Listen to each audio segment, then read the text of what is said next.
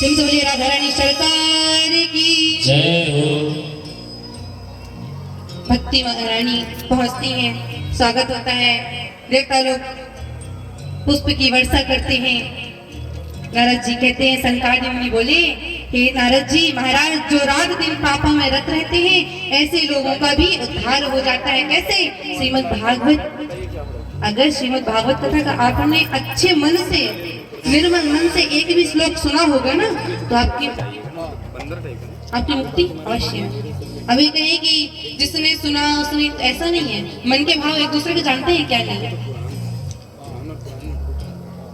महाराज कहते हैं, इस लोक में चित्त शुद्ध हेतु और पाप नाश के लिए भागवत से अधिक कल्याणकारी और कुछ भी नहीं है।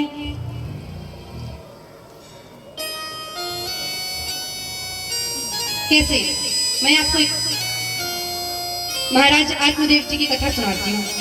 इसमें आप जहां देखेंगे बस ये है कि श्रीमद् भागवत कथा किसमें, अगर आपने इतने सारे श्लोकों में एक भी सुना तो मन में शांति मिलेगी।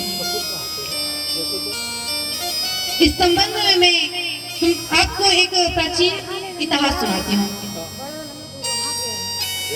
महाराज कहते हैं कि एक नगर था, उधर पर तुंगभद्रा नदी के किनारे एक नगर था, जहां, और उस नगर का नाम क्या था? कुंदनपुर।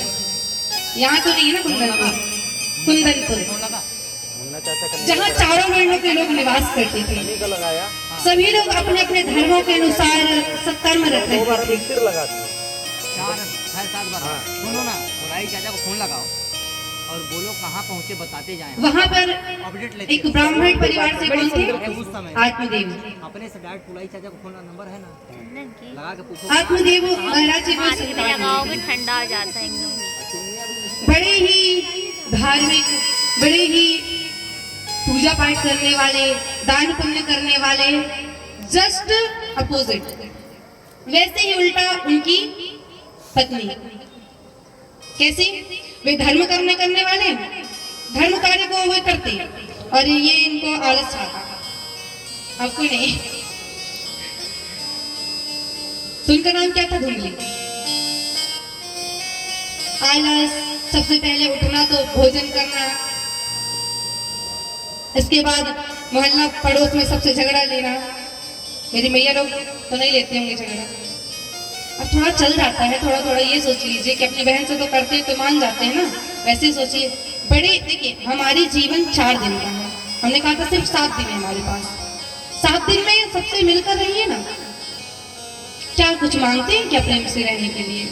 लेकिन धुंधली तो मोहल्ले में ही तांडव कर देती, बिना डंडे के बात नहीं करती। आत्मदेव महाराज बाद में पहुंचते, धुंधली पहले पहुंच जाती। इनकी कोई संतान नहीं थी। एक दिन आत्मदेव महाराज बड़ी चिंता से व्याकुल होकर वन में चले गए कि मुझे नहीं रहना। क्या 3 प्रश्न आए हैं मन में। कौन कौन सी? कौन कौन सी? पुत्रेष्णा, वित्तेष्णा, लोकेष्णा। पुत्रेष्णा तो सबको है। अच्छा ये बताइए, सभी के यहाँ पुत्र होंगे, सबके बेटे हैं ना? कौन कौन बिल्कुल खुश है, कोई चिंता नहीं।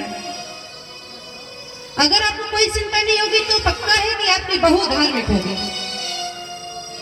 ये बात आप मान लीजिए। अगर आप चिंता में हैं तो पक्का है